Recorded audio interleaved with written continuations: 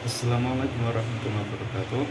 Di sini saya garis ketianda, saya akan menjelaskan tentang qada wal qadar dalam perspektif ilmu kalam.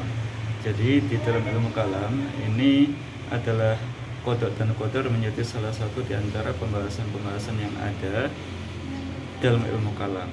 Apa sih yang dimaksud dengan qada itu? Qada itu secara bahasa maknanya adalah ketetapan secara syar'i atau dalam istilah ilmu kalam itu disebut sebagai ketetapan Allah dalam menetapkan sesuatu. Kemudian yang dimaksud dengan qadar itu adalah ketetapan Allah dalam menentukan qadar atau dalam mewujudkan ketetapan tadi. Nah, maka dalam hal ini pembahasan qada qadar menjadi pembahasan yang dibahas cukup mendalam di dalam ilmu kalam. Di antaranya adalah pembahasan mengenai perbuatan. Apakah manusia kemudian dipaksa untuk melakukan sesuatu atau justru manusia bebas untuk melakukan perbuatannya masing-masing. Nah, maka dalam hal ini itu telah dibahas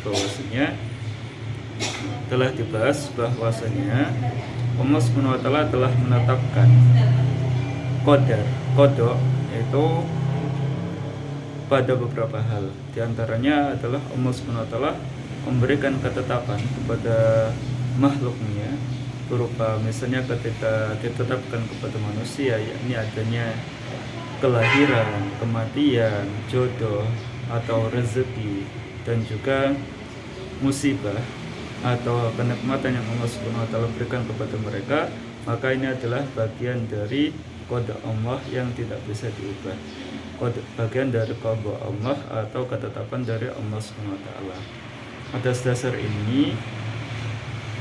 Atas dasar ini maka kita tidak akan dimintai pertanggungjawaban. Kenapa? Karena itu telah menjadi ketetapan dari Allah SWT.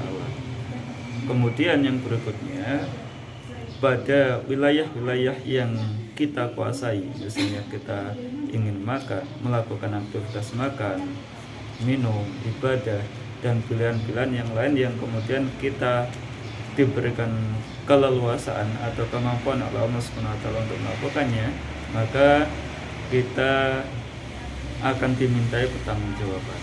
Sedangkan qadar sebagaimana yang tadi saya sebutkan mengenai pengertiannya, yakni ketetapan Allah di dalam mewujudkan qadanya atau kadar. Misalnya seperti ini, Allah SWT menciptakan api dengan kadar atau dengan khasiat dan hasiat untuk membakar.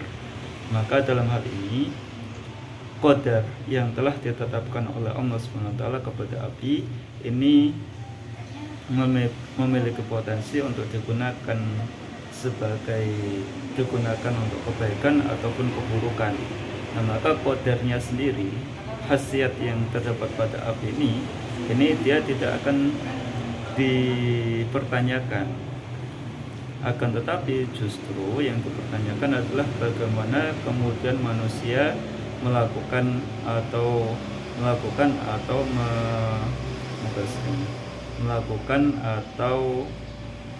memanfaatkannya. Baik, untuk kali ini cukup sampai di sini saja pembahasan mengenai qada wal qadar. Assalamualaikum warahmatullahi wabarakatuh.